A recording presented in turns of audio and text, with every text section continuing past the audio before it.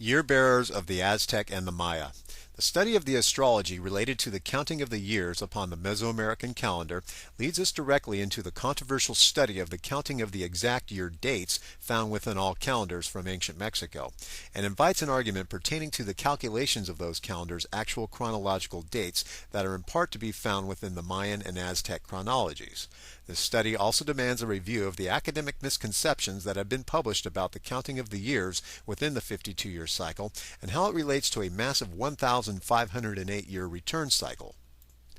Currently, details surrounding the Mayan year bearers and the Hab with its 20-day month cycle as it is listed in books and scholarly journals are confusing at best and are full of contradictions which ascribe the technical functionality of the Mesoamerican calendar as a whole as being a linear device, while in fact it cannot be in any way subverted by any scholar that the 18 20-day month cycles of both the Aztec and the Maya are in fact a seasonal cycle based on the passage of the 365 days through the natural year. And finally, when the years are then added up within a corrected 52-year period, we can then account for the amount of days that accumulate after every 4-year period.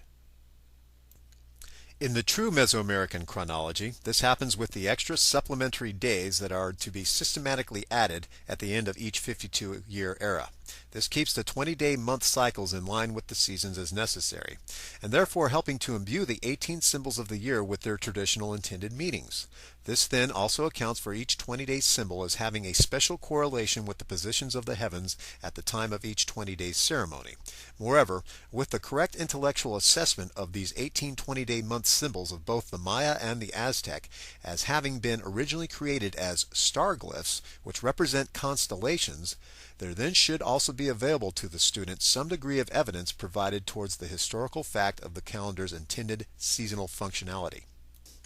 Above and beyond any technical and mathematical questions that this argument will inevitably lead into, the facts should demonstrate that the current scholarly conviction which fails to grant the 18 individual symbols of the Mayan Hab cycle as having any actual or specialized seasonal correlations is in part responsible for causing this discrepancy in perspective, which allows for only a linear conceptualization of what is in actuality a seasonal calendar, despite the fact that those same scholars are constantly trying to pinpoint the meaning of these 18-month symbols through the time frame of that same linear progression of the 1,508-year return cycle. They have not been too successful in this endeavor. The functionality of this corrected 52-year period guarantees the identity of the Mesoamerican year as being what I am here now referring to as the Mesoamerican floating year, and which is opposed to the current scholarly rendition of what has only recently come to be known as a wandering year theory. This wandering year is supposed to climax with a theoretical 1,508-year period when the 18 20-day month cycles finally coincide once again with the seasons of the tropical year, albeit from a former theoretical point 1,508 years beforehand from which it was supposed to have begun. Nobody knows or claims to know when that time was. Instead, attention has been given over to the long count to provide for the chronological beginnings and endings of the Mesoamerican calendar as a whole throughout ancient Mexico. Much of the problem is reinforced by the fact that many students of the Mayan calendar have trained themselves into not believing that the Mayans could have actually acknowledged the seasonal year with any kind of specific symbolism, despite evidence for the purpose which is expressed with the Mayan year bearer as the leader of the Hab. Understandably, this is due to the fact that the Maya preferred to use the long count methodology to count time. However, this fact should not be used to account for the lack of any apparent seasonal cyclic year time recognition within the Mayan world. As I see it, the long count was created to tally the 52-year cycle and the seasons within it over long periods of time.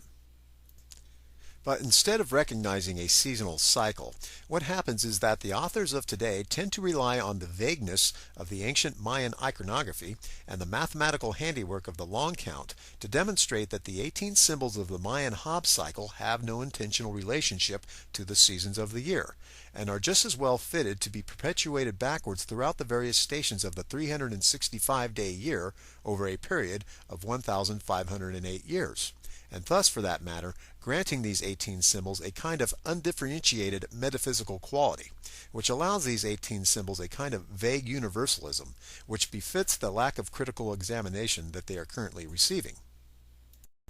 This kind of mathematical misconception breeds irresponsibility, however, with regards to truly understanding the Mesoamerican calendar and its astrologic content that is found not only within the 260-day cycle, but as well within the 18 periods of the 365-day year, and finally, of course, within the numeration of the 52-year cycle with its 4 year bearers. If indeed authors on the subject of the Mayan calendar were to elaborate any further as to where within the 52-year cycle that this supposed 1,508-year cycle is to begin, they would no doubt have to point to the Mayan year 1 Manic and its Aztec year counterpart equivalent of the year 1 Reed. It is within these two ordained years of the 52-year cycle of both the Mayan and the Aztec calendars that the first day of the Tzolk'in and the Tonopaweli, which is alternatively known as 1 Emish or alligator, is to be found at the spring equinox, just as it was found in the year 1519 CE. Actually, this is the result of a correctional procedure which takes place every 52 years, which aligns the 52-year cycle with the tropical year. However, in the case of the 1,508-year wandering theory, this seasonal alignment is simply regarded as a coincidence of the wandering year making its way back to any given point of the full 1,508-year cycle.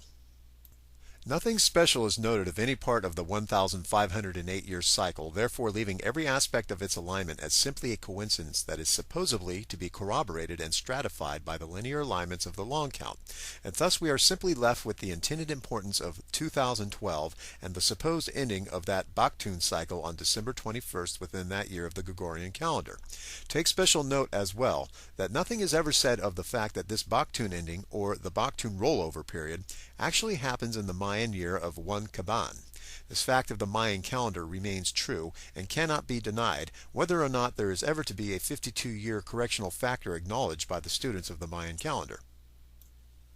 And yet, for all of the advertisement of 2012 and its upcoming ceremony, not one person has ever heard anything in particular about the year 1 Caban, or to the fact that the Hab date of 3 Ka'ankin actually occurs 264 days after that year's initiation. Such details are overshadowed by the hyperbole of the 2012 Gregorian calendar numeric legacy, which, as we all know, was designed to supposedly account for the 2012 years after the birth of Christ. Nothing really to do with the Mayan calendar. If you use the Mayan calendar, then you count with the Mayan calendar. You use its years, its days, and its months. The function of any calendar is supposed to be an equation of time, and not simply to point out the end of an era through a linear time progression or through an alignment of numbers. But the students and the scholars alike of the Mayan calendar have refused to acknowledge the beginning of a year or even a seasonal correlation of the 18th Hab month symbols with the seasons of the year. There can only be one good reason for this, and this is that the current theory of the unbroken linear rendition of the Mayan long count calendar simply does not afford these people the convenient ability to do so. We hear every year about the happy coming of the Chinese New Year, and usually with even more pomp and ceremony than is often granted the coming of the Gregorian New Year. You'd think that with so much having been learned from the discoveries in Mesoamerican archaeology and other academic accomplishments in the field that somebody, somewhere, would be reminding us about the happy opening of the Mayan New Year. After all, it is the most sophisticated and accurate calendar in the world, is it not? The truth is that these enthusiasts and students and scholars alike do not really feel they have the permission to do so, because their Mayan year is wandering. And so it's hard to say, or even remember when, or where the new year is, and even whether or not if it is significant. It's not that they are afraid whether or not that anybody would ever care to acknowledge this somewhat confusing equation of eternal annual time slippage, but rather that they themselves are being denied any feeling of significance of a new year that is never in the same place, but except for the grace of a massive 1,508-year period, when then finally the new year should then return to its original position within the yearly cycle of the seasons.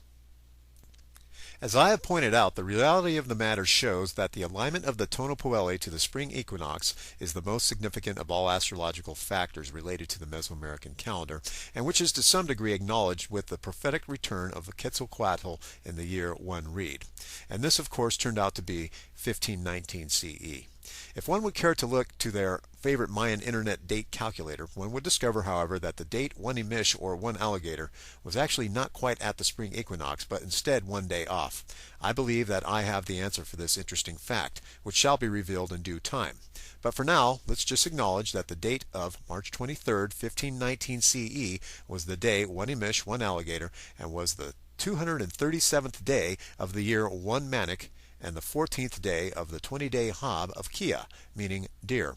On the Aztec calendar, this was the 28th day of the year 1 Reed and the 8th day of the second 20-day Metzli of Tlacashipi-Liztli. Unfortunately, though, scientific reasoning has allowed for the ability to deny the obvious in favor of the absurd, and currently many scholars of the field have declared that the positions of the Hobbes cycle, as well as those of the Aztec Metzli, as they were found by the Spaniards at the time of the conquest, were simply in their seasonal positions as a matter of coincidence, and in fact were the result of the 1,508-year slip cycle having taken its course. If this were the case, the functionality of the seasonal positions of the 20-day ceremonial cycles at the time of the conquest would be mandated by coincidence only, and in their select seasonal correlations would only be simply right within the time frame for a renewed 1,508-year theoretical starting point that in reality could only be found within the years of 1 Manic and 1 Reed from any standpoint of the Mesoamerican calendar. Yet still, no one has ever really declared this seasonal coincidence of the Tonopueli found within the year 1 Reed as being significant. If indeed the alignment of both Mayan and Aztec calendars were to have taken place on August 13th of the year 1521 of the Julian calendar, then there is to be forever a perpetual alignment between these two Mesoamerican calendars, and for that matter the 20-day seasonal ceremonies must show their correlations as well, or otherwise the stars of the heavens will forever remain to be uninvited from the sphere of Mesoamerican calendar studies indefinitely.